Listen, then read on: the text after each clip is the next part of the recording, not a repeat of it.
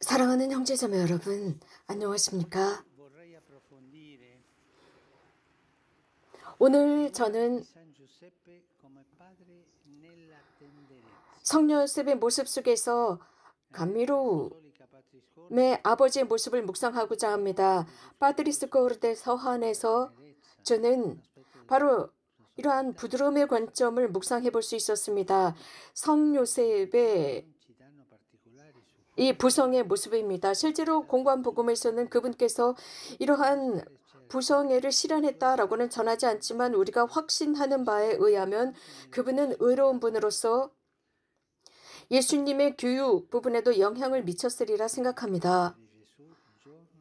요셉은 예수님께서 날마다 자라고 튼튼해지고 지혜가 충만해지고 사람들과 하느님의 총애를 받았다고 전하고 있습니다. 주님께서 이스라엘에게 하신 것처럼 요셉도 예수님께서 걸음마를 하실 수 있도록 그 손을 잡아주고 가르치셨습니다. 그래서 아버지가 아이를 안아주고 그 아기를 끌어당겨서 볼을 비비고 몸을 굽혀 먹여주는 모습입니다. 이 귀절은 매우 아름답습니다. 하느님과 이스라엘의 관계를 보여주고 있습니다. 이것은 성요셉과 예수님과의 관계를 생각하게 합니다. 복음은 예수님께서 하느님을 부르실 때 항상 아버지라고 부르셨다고 했습니다. 그분의 사랑, 아버지의 사랑을 언급할 때 그렇습니다. 특별히 예수님은 아버지에 관한 비유를 여러 번 말씀하셨는데 그 중에 가장 중요한 비유는 자비하신 아버지입니다. 루카 복음사가가 전한 비유입니다.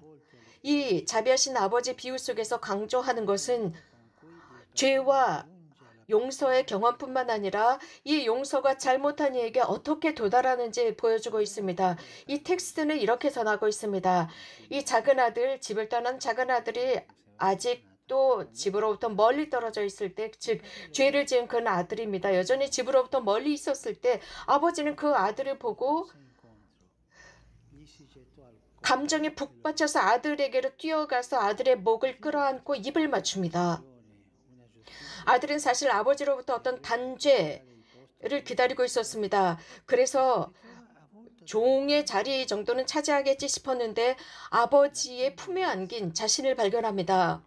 아버지의 부드러움입니다. 이 아버지의 부드러움은 세상의 논리를 넘어서는 무엇인가입니다.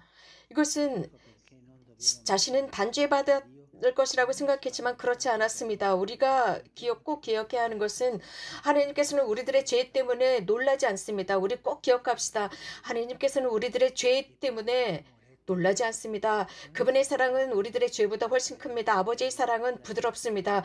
우리들의 죄나 우리들의 과오나 우리들이 넘어졌다고 해서 놀라지 않고 우리들의 마음의 폐쇄성 때문에 놀라시고 고통스러워하십니다. 그분의 사랑에 대한 우리들의 믿음이 결핍된 모습을 보고 아파하십니다. 하느님의 사랑의 부드러움을 경험하는 것입니다. 그래서 우리가 생각하는 것 정말 멋진 일은 예수님께서 바로 이러한 아버지의 감미로움을 예수님으로부터 받았다는 것입니다. 실제로 하느님의 것은 항상 묵상과 인간적인 경험을 통해서 옵니다.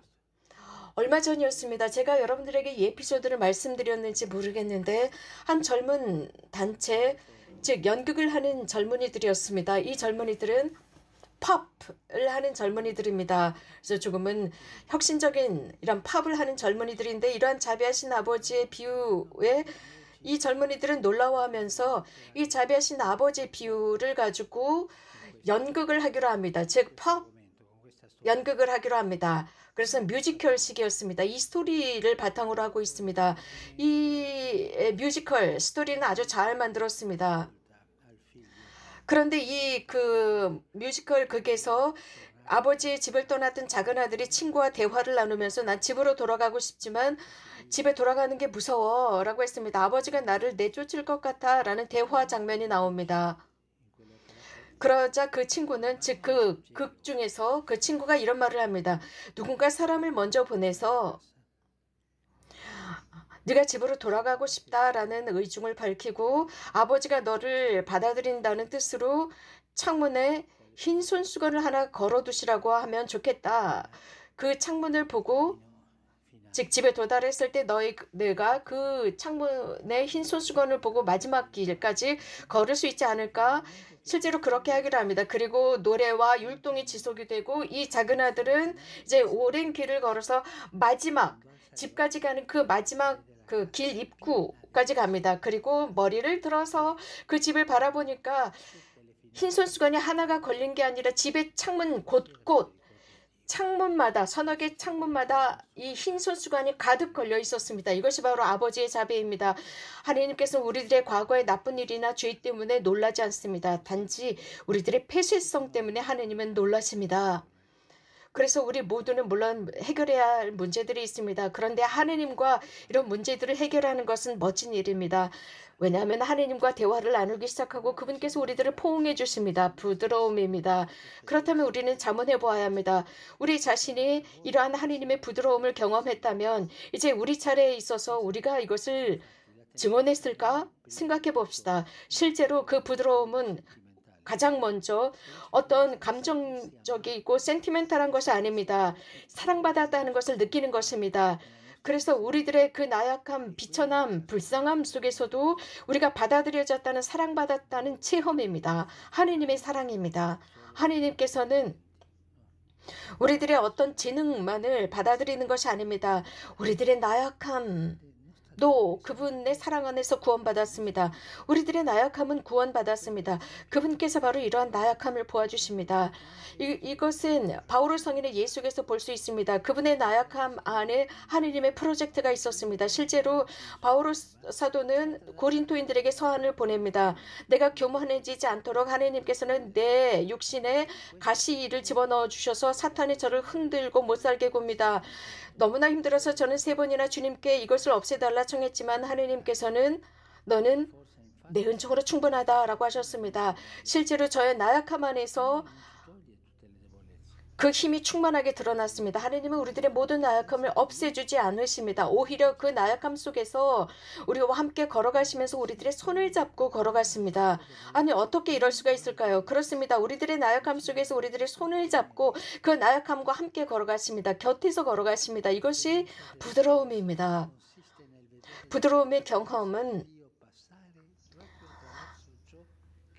그런 가장 나약하다고 생각하는 그 부분 속에서 그분께서 함께 계신다는 것을 보는 것입니다. 실제로 회개한다라는 것은 악령의 관점에서는 이런 부정적인 우리들의 나약함을 부정적으로 보게 만듭니다. 그러나 성령께서는 이러한 나약함을 부드러움의 빛으로 끌어내십니다.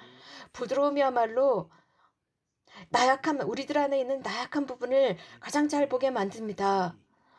간호사들 보세요. 간병인들 보세요. 그들은 환자들의 그 아픈 상처들을 부드럽게 치료하십니다. 더 이상 상처를 깊게 내지 않으려고 부드럽게 치료합니다. 하나님께서는 이렇게 그 같은 부드러움으로 우리들의 상처를 어루만지십니다. 그렇기 때문에 중요한 것은 하나님의 자비를 만나야 하는 것입니다. 특별히 화해의 성사 속에서 만나야 하고 개인 기도, 하나님과의 개인 기도 속에서 만나야 하고 그러면서 하나님의 그 부드러움의 진리를 만나야 합니다. 역설적으로 악령도 우리에게 진리를 말할 수 있습니다. 그는 거짓말장애입니다. 하지만 우리들에게 진리를 말하려고 계책을 꾸밉니다. 거짓말로 우리를 끌어들이려고 말입니다. 하지만 악령이 진리를 말하는 것은 우리들을 단죄하기 위해서입니다. 그러나 하느님은 진리를 말씀하시는데 우리를 구원하시기 위해서 손을 내미십니다. 하느님으로부터 오는 진리는 우리를 단죄하지 않습니다. 우리들을 환영하고 끌어안고 우리를 지켜주고 우리를 용서하십니다. 하느님께서는 항상 용서하십니다. 이것을 여러분들의 마음과 기억 속에 꼭 간직하십시오. 하느님은 항상 우리를 용서하십니다. 우리가 그분께 계속 용서를 청하십니다. 그분은 항상 우리를 용서하십니다. 그래서 정말 중요한 것은 이러한 요셉의 부성애를 거울처럼 여기는 것입니다. 하느님의 부성애를 거울로 삼고 있는 분이십니다. 하느님께서는 우리를 당신의 부드러움으로 부르십니다. 그래서 우리 각자를 우리 남녀를 이렇게 사랑할 수 있는 능력으로 부르십니다. 이러한 혁명, 부드러움의 혁명이 없다면 사실 부드러움의 혁명이 필요합니다. 이러한 부드러움의 혁명이 없다면 우리는 다시 쉽게 일어날 수 없는 이런 정의에 갇히게 됩니다. 그래서 단죄라는 정의송에 갇히게 됩니다. 그래서 저는 오늘 특별히 교도소의 수인으로 살아가는 남녀 형제자매들을 기억하고 싶습니다. 그렇습니다. 잘못했다면 거기에 대한 죄값을 치르는 것은 맞습니다. 하지만 누구든지 잘못한 사람들이 자신들의 그 잘못으로부터 일어설 수 있도록 해줘야 합니다. 그래서 잘못한 그 사람들이 단죄를 받았다 할지라도 희망의 창문이 없는 단죄를 하지 말아야 합니다. 어떤 단죄를 받았던 항상 희망의 창문이 있어야 합니다.